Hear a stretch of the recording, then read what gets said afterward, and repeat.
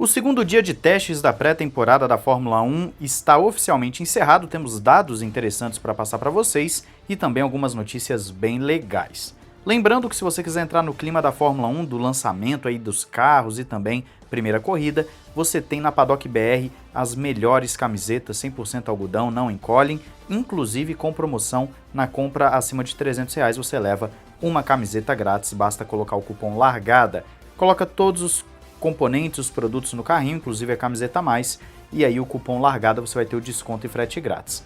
Compras abaixo de 300, o cupom é o Ressaca Motor. E na Instant Gaming já tem até o novo Monster Hunter que está fazendo muito sucesso, entra pelo nosso link na descrição que você não vai se arrepender, além de várias outras promoções. Olá amigo do Ressaca Motor, seja bem-vindo a mais um vídeo, eu sou Matheus Pucci. Vamos começar falando sobre Red Bull, porque de acordo com o Helmut Marko, os problemas enfrentados pela equipe na temporada de 2024 foram resolvidos com o RB21 e isso ele fala logo após o primeiro dia de testes no Bahrein. O desempenho inclusive do RB21, de acordo com o Marko, mostrou melhorias significativas em termos de equilíbrio e também reatividade, com Verstappen destacando a maior previsibilidade do carro.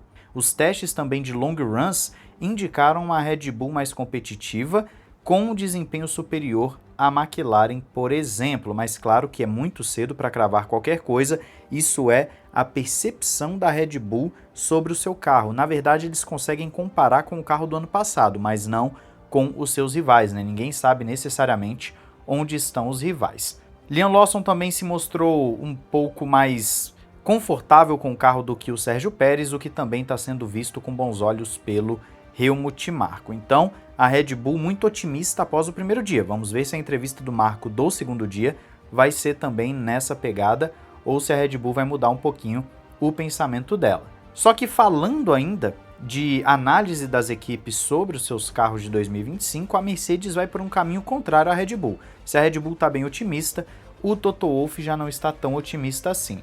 A Mercedes, na verdade, está afirmando que não sabe se seu novo carro consegue superar a tendência de performar melhor em condições frias. A gente tem que lembrar que no ano passado, quando a temperatura caía um pouco, a Mercedes performava melhor, inclusive conquistou vitórias nessas condições. O desempenho em condições quentes foi problemático em 2024 e agora no Bahrein, com esse clima que está lá um pouquinho mais friozinho, inclusive chovendo ontem e hoje, chovendo bem pouco, mas é o suficiente para dar uma abaixada na temperatura, a Mercedes está tendo dificuldade em avaliar se as melhorias alcançadas foram suficientes, ou seja, se o carro realmente consegue performar bem em situações mais quentes.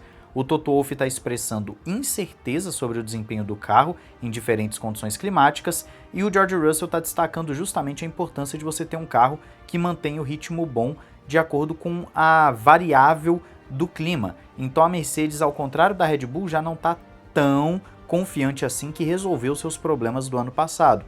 Para você ver como apenas um dia de teste, que rende aí dezenas, toneladas de dados, e isso não é nenhum exagero, né? Já teve equipe falando sobre isso mesmo, inclusive até no Discord comentaram isso esses dias também, algumas toneladas de gigabytes, né, de terabytes, melhor dizendo, sendo colocado aí à disposição das equipes após um único dia de testes.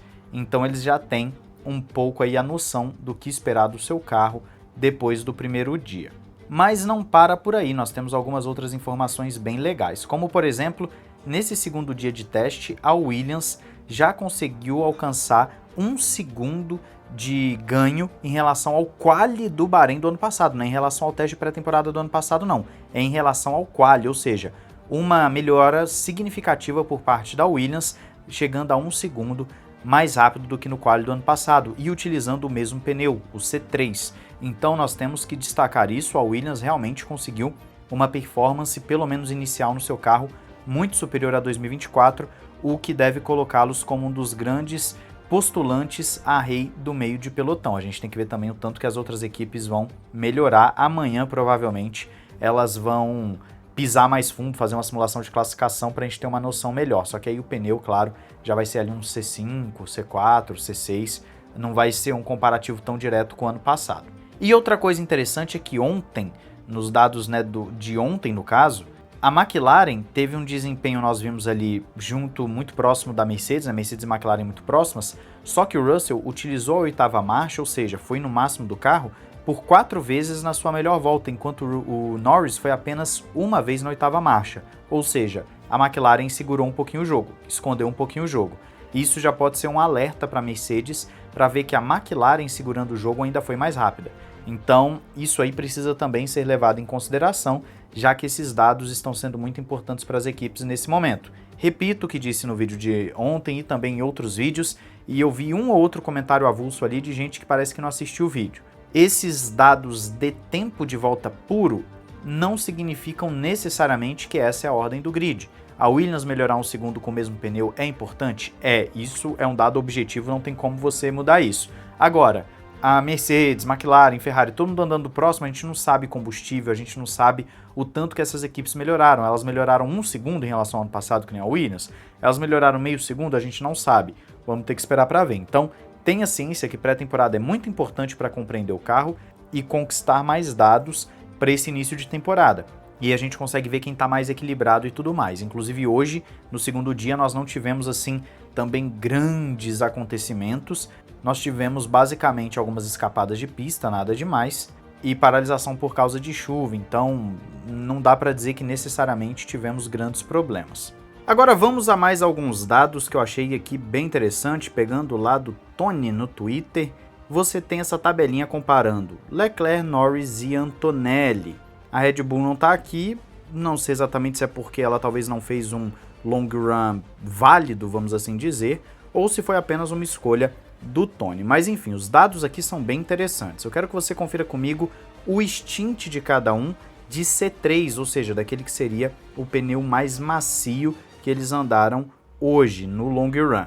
O primeiro stint de cada um desses pilotos foi justamente o C3, então nesse caso você vê que o Antonelli foi o mais lento, ficando numa média de 35.9, enquanto o Leclerc fica no 35.8, os dois andando muito próximos ali, e aí você tem o Lando Norris no 35.5, bem mais rápido o Lando Norris, realmente ponto muito positivo para a McLaren de C3.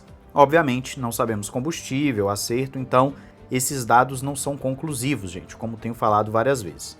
No C2 as coisas começam a mudar um pouquinho de figura, por quê? Leclerc e Antonelli fizeram com o C2 o seu segundo stint, enquanto o C2 foi o último e terceiro stint do Norris. Então, comparando Antonelli e Leclerc, o Leclerc foi o mais lento, fazendo 34.7, e aí você tem o Antonelli fazendo 34.6.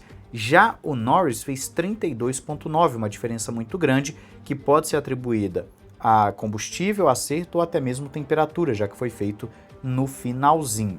Então ficaria mais ali entre Antonelli e Leclerc para fazer esse comparativo, já que a diferença foi muito grande com o Lando Norris.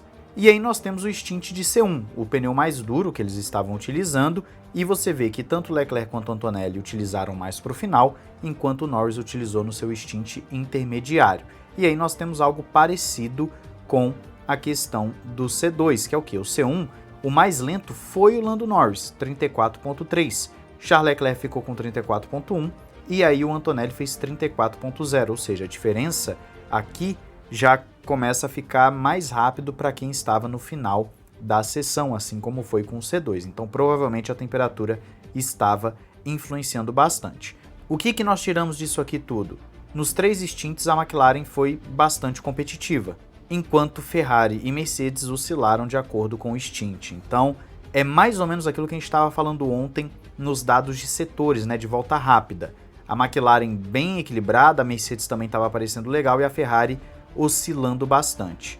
O que nós estamos tirando nesse início é justamente essa ideia. Uma McLaren, tanto em volta lançada quanto em long run, bem equilibrada, sendo rápida, com os 3 compostos, enquanto as rivais oscilando.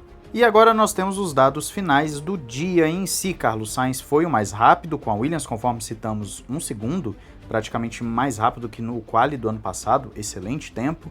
A quantidade de voltas dele também foi muito boa, 126, mas é porque ele foi o único piloto da Williams a entrar na pista hoje. Aí você tem as 2 Ferrari seguindo ele, também muito próximas dele. fazendo também uma boa quantidade de voltas. Na verdade, todo mundo andou bem. Todas as equipes conseguiram uma quantidade bem legal, todos os pilotos também andaram muito bem, ninguém, por exemplo, andando 30 voltas apenas. Realmente foi muito bom. Você vê que as Haas estão lá embaixo, com um tempo muito absurdo atrás de todo mundo, no mesmo esquema do ano passado, em que eles estavam focando em andar mais pesados e também com pneus mais duros. Você tem a Sauber ficando mais para trás ali, próxima até mesmo da McLaren, que, como a gente falou aqui, fez long runs muito fortes, então a gente sabe que a McLaren não tem essa posição real aí.